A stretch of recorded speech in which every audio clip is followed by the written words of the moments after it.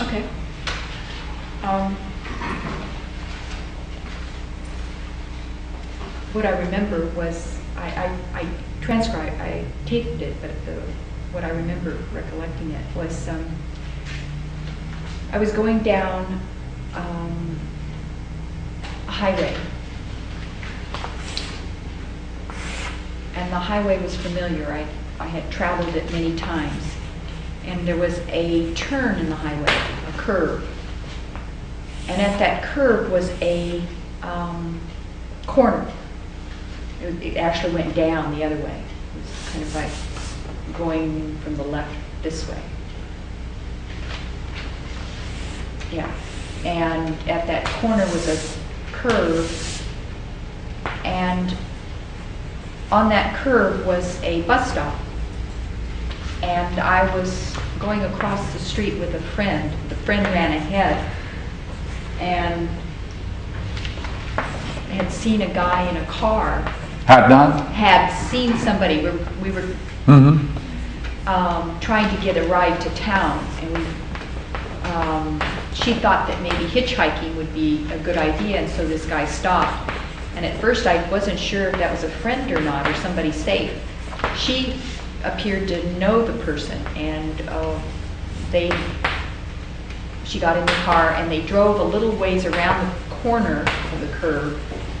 However, I kept walking, and I came to the bus stop, and I noticed that she was in the car, and then I signaled to her that the bus was coming. We needed to take the bus.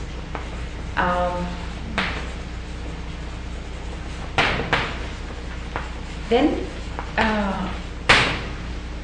there was one bus that came by, but that was bus 36, and that was not the bus we wanted. That went by. There was another bus we had to wait for. And then as we waited, somehow we walked across the street. It was a huge street, and we walked across it.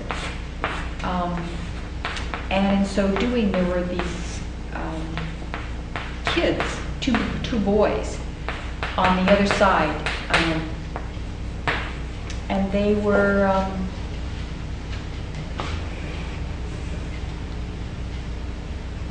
playing with each other. They were brothers, and I can't remember what they said, but one of them they were playing around and they were joking, and I was sitting there waiting. I think we had crossed on the other side to catch the bus going to town. You crossed to the other side? Yeah, cross the street, because I think the bus was going to go on the other side. Okay. And for some reason I thought it was number 29 or 25 we had to catch. And these boys were playing, but they said something, and I can't remember what they said.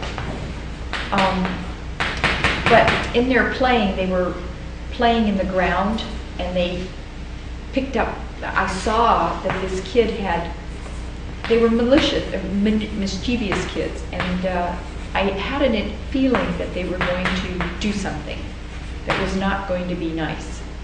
And they did. The kid was playing in the ground, and he came across one of those bugs called a child of the earth. And these or they're sometimes called potato bugs. And they're just horrible. They're just awful, in my mind. And what he did was, I knew exactly what he was going to do. He was going to pick it up, and he was going to put it on me. That was what he was going to do. And so he did. He took it and he put it on my finger, the fourth finger, and it stayed. I couldn't shake it off. And at first, just the fear of having it being put on my finger was just awful. And like all the anticipation, all the fears I'd had just went by me. But once it was on my finger and I knew it was on there, it was like I couldn't have that fear anymore. It was like that was it. I couldn't fear what it was going to be like. because now I experienced it, and that's exactly what it, that fear went away.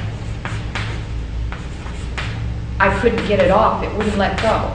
And to shake it wasn't going to be sufficient. I had literally would have had to take my other hand and remove it. And that in itself then brought up a whole other range of fears. Now I would have to pluck this thing off. And that's where it ended. That's where? That's all I remember. Good. Thank you. First, thank you. Now, a dream is a series of events, and we try to separate them out. In each event, we want to see an action or a state. We want to see the words, if any, all right, the logos, and we want to see a state of mind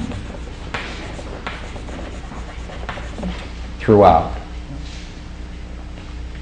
All right, so we just go back to it with that in mind. I don't have to ask any questions, but just imagine that we're asking it now, all right? Such as, what was it like with the friend?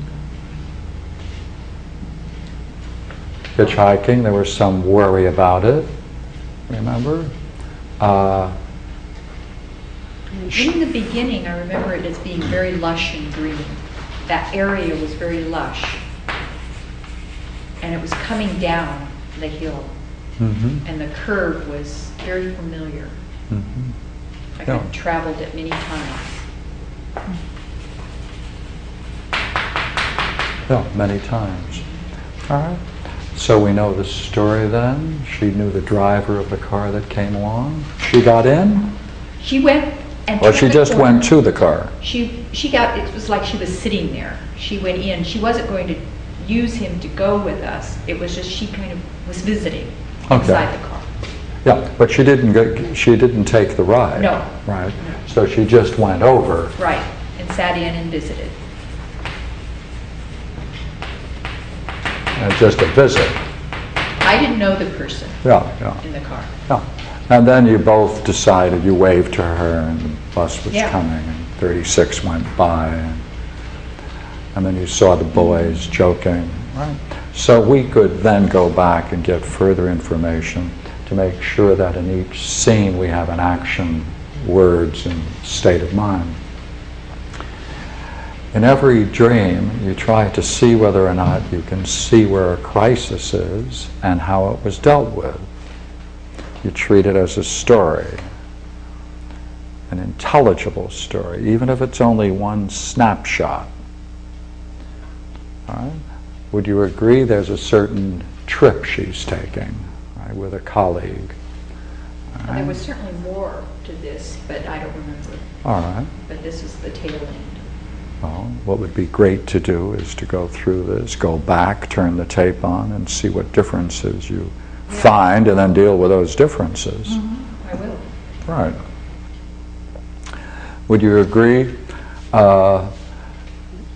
your particular worry, all right, she didn't get into the car, and therefore you're still waiting for the bus. 29 and 25 went by, not sure about that. But you're watching these two boys, and now the drama shifts to the two boys while watching for the trip, and this event takes place, doesn't it?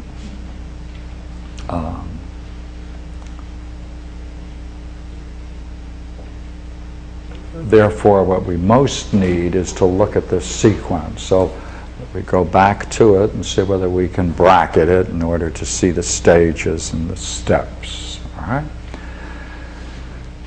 Picked up the child of the earth. It was awful.